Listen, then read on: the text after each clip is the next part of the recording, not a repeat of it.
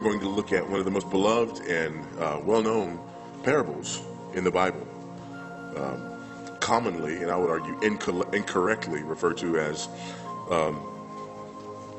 the parable of the prodigal son. And you'll see why I say incorrectly referred to as the parable of the prodigal son in just a few moments, because this parable is not about the prodigal son, and we'll see that.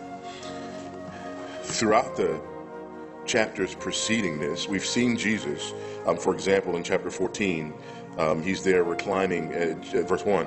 One Sabbath, when he went to dine at the house of a ruler of the Pharisees, they were watching him carefully. Later on, 14:25, now great crowds accompanied him. So Jesus is preaching and teaching, and the Pharisees are seeing what's happening. He is oftentimes eating at the homes of prominent Pharisees, and a lot of the challenges and questions that he gets comes in that context, but they're also seeing these other people who are coming to him. And so in chapter 15, verses 1 and 2, we get the key to understanding this beloved parable. Now the tax collectors and sinners were all drawing near to him, and the Pharisees and the scribes grumbled, saying, "This man receives sinners and eats with them." That's the key. That's the key to all of this. The Pharisees are looking at the type of people who are coming to Jesus, and they're saying, this is a problem. They're hearing his teaching, and it's mind-blowing. They know that there's something about him. But the problem is the types of people with whom he is associating.